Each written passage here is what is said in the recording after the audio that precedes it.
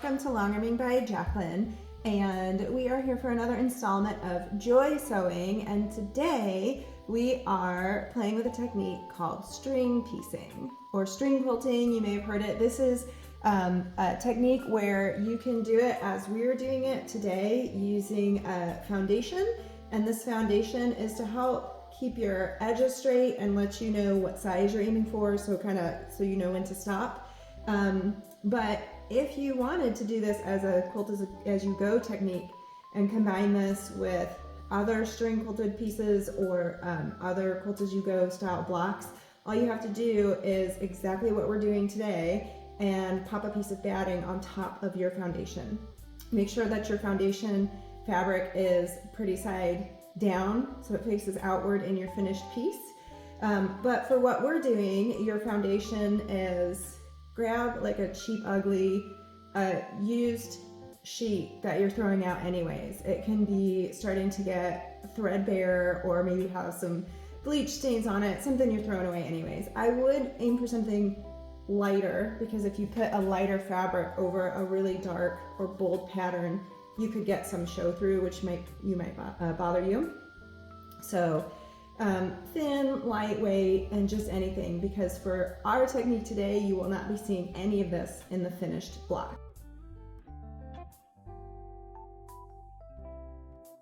Okay, so for our first basic string piecing technique, you just take your foundation, and again, if you're not using the batting, there's no front or back to this. This is to give you sort of a target size and shape that you're going for. So any fabric you want, and you will take your first strip. Now this strip happens to be parallel, and that is fine. And you will take your second strip, and this strip happens to be like a angled wedge shape, and that is also fine. And you'll lay those across your foundation at any place you want. You can be at an angle, you could be sort of horizontal or vertical, it really doesn't matter. You're just going to get started, and you'll place these two strips right sides together, place them on your foundation, and you're aligning one side. And then I will take this to the machine and sew my 1/4 inch seam, catching all 3 layers.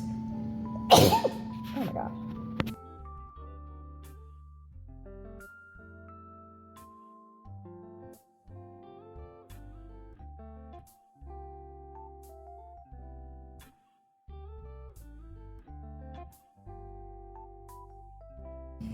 So while it doesn't matter if the sides of these strips are parallel, like straight strips, it is nice that the edge is straight, and that just gives you a nice, clean, and simple edge to follow as you stitch along. If this was really curved or jaggedy, it becomes more complicated to try to follow that. So that is your first strip, and you can start that at any location. The main thing is that when these are folded back, the strip is long enough to fully cover your foundation piece. And then we'll take this to the pressing station and press this open. And there are your first 2 strips. And then you will pick a side, and you will pick another strip and do the same thing. So this strip happens to be a batik, which is the same on both sides, but you would be placing these right sides together. This edge is a flap, this edge is sewn down. So on the flappy edge, you will align your new strip and take your 1/4 inch seam, and you're again catching the flappy edge of your sewn down strip, the new edge of your new strip, and the foundation. And again, you just press back the new strip and keep going until you've covered the entire side, all the way, and every bit of the edge of that. My tip for the last bit, instead of trying to go skinny or hit that corner perfectly, I would put a pretty large chunk of fabric on there to avoid having too many seams piled up right by the corner of your foundation, because you'll probably have seams with other blocks and other pieces of fabric coming together, and it gets to be a lot of seam allowances and a lot of bulk. So I would take a plenty generous, big chunky piece and get that corner covered in sort of one big whack. And you'll notice as I've worked from my first strip coming this way, I've got tails off of here, plenty generous. I'm not trying to be scanty and perfectly fit these. Give yourself a lot of grace. And once you've done one side, you can flip over. If you have a really long tail, you can just lop that off with your scissors just to make this unit easier to handle and carry around and move from your ironing board to your sewing machine. So I'm going to use my foundation on the back side as a guide and just line my ruler up and trim all these wild tails to the exact size of my foundation, which I was using as a guide. If these pieces are on the bigger side, they make great wonky star legs. If they're really long, like if you're using leftover binding, you could trim the string off and use it again somewhere else in your piece. Oops. Got one more cut to make here.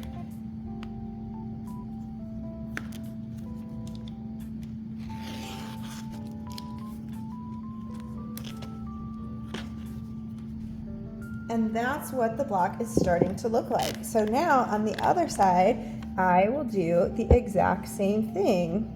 I will take my string, align the free edge of my already sewn down strip with the edge of my new strip and take my 1/4 inch seam. So you can see this cut is not 100% perfectly straight, but it'll be caught in my 1/4 inch. So I'm just gonna slide that over, take a seam. And just that quickly, we have got our finished string block. And you can see I've gone completely wild and wacky with my colors and textures there. I've combined different angles, wedges, parallels. I'm just gonna come to the back and using my straight edge, clean up my shape. I got it all the way on the cutting board, huh?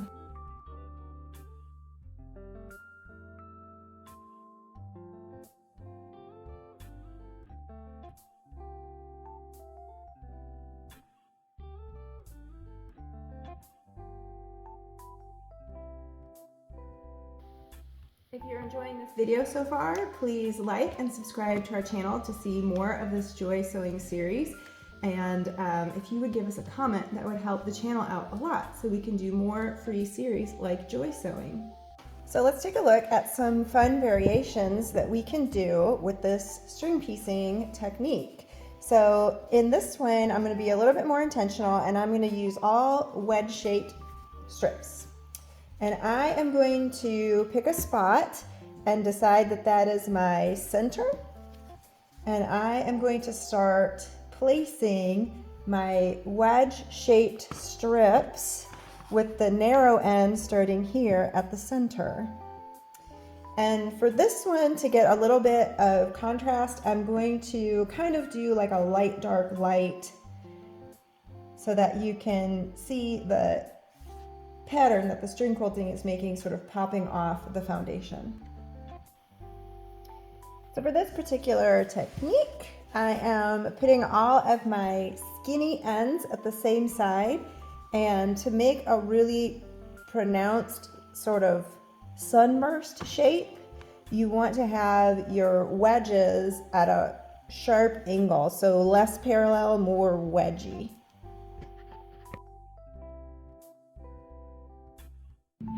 So if you're wanting to create this starburst, but you already find yourself with a bunch of pre-cut 2.5 inch strips, such as from a jelly roll, when you place your new strip, simply use the edge to create the wedge shape that you're looking for and take your seam here. You don't have to sew at the edge of this piece if you don't want to.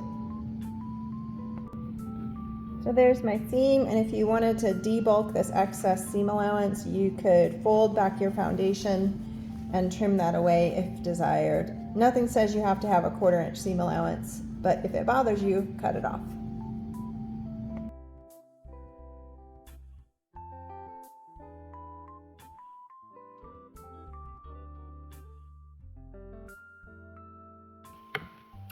And there you have a starburst made of string piecing. And these look really nice starting in a corner or on a side.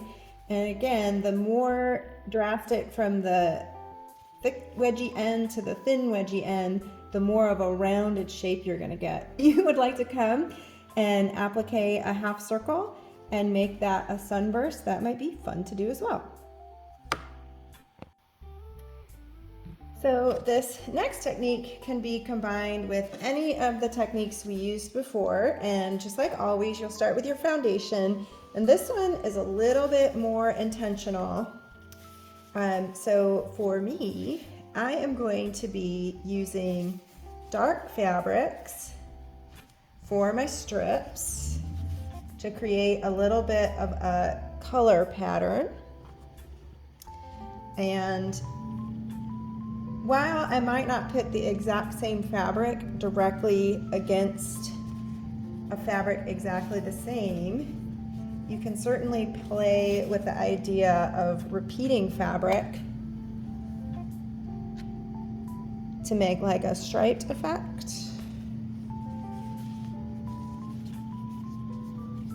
And as you're doing this, remember you're going to lose ½ an inch off each strip as you go. So I am going to give myself one extra strip than I think I need.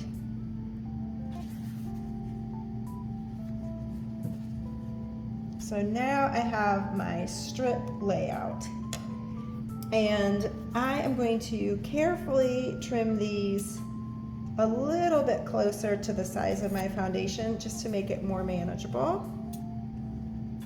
So still generous. I just don't want to deal with these long tails. Some of these are with a fabric jelly roll strips. So be creative and do these at whatever angle you want. Use parallel strips, wedge strips, whatever you want.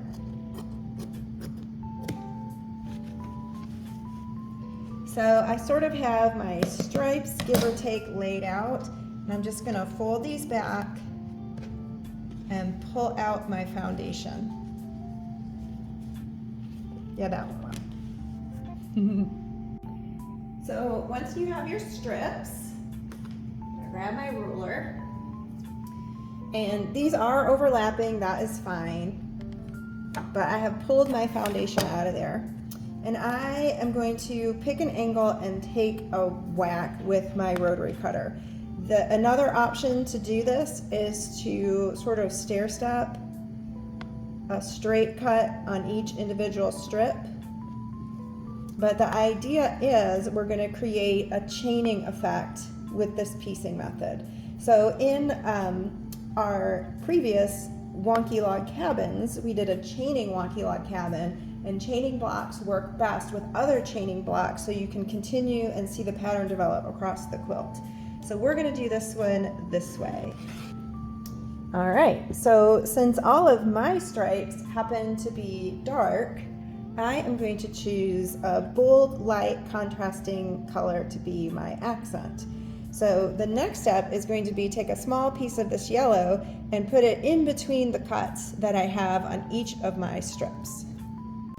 So I've broken my accent color down into smaller chips that'll make my stepstones, and then I will just take each strip and put a chip in where I took that out.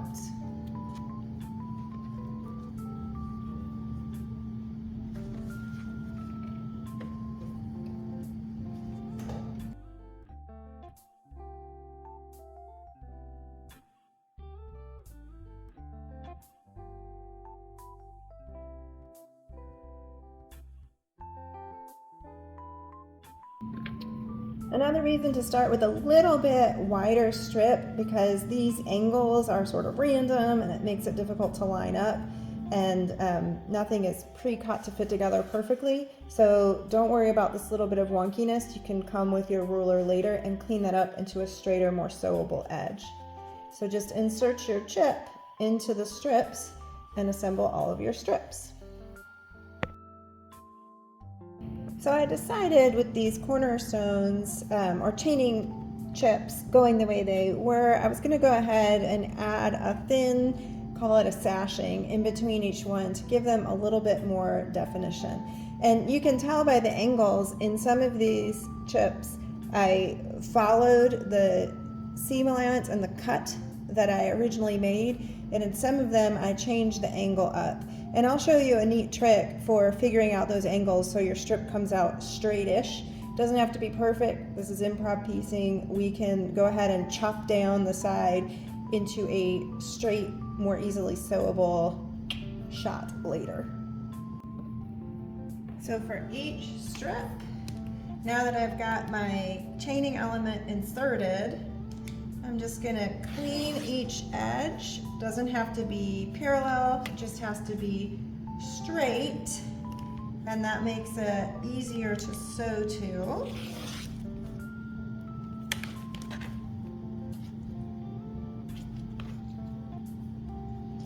And if you want to come in here and clean up those seam allowances and debulk a little bit, you can snip those out and work your way down, creating your cleaned up strips.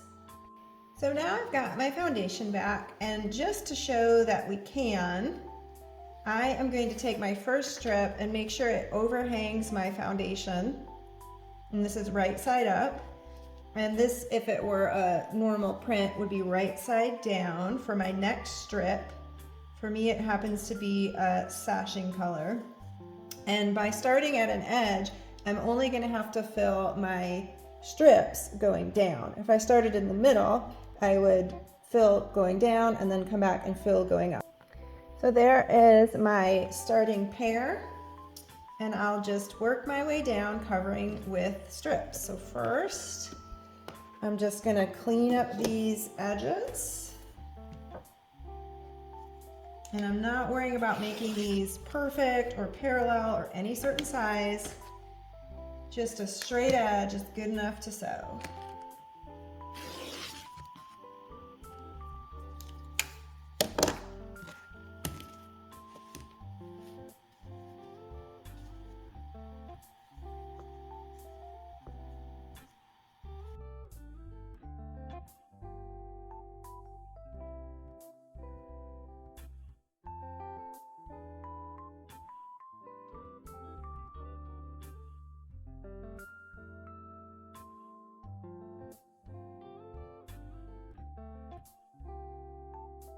So I hope you enjoyed joy sewing along with us today, doing string quilting. And your homework is to play with this as little or as much as you like. Remember that you can make your foundation a square if you're going for a set block size with this. You can do that. You could make it a weird shape. There's nothing that says that that piece cannot be a circle. And you can also, I find this to be very efficient, cut a long strip of that foundation piece, and then you can actually have miles and miles of this already pieced out, and then chop it into the block size that you desire later on. So this could be a long stripe somewhere in your quilt, or you could chop it and subcut it into square blocks and spread it out through your quilt. There's kind of a lot of ways you can play with this fabric. Once you create this string quilted custom fabric, then you can use it how you want. All right, have a great week. Thanks for joining us for Joy Sewing. Bye.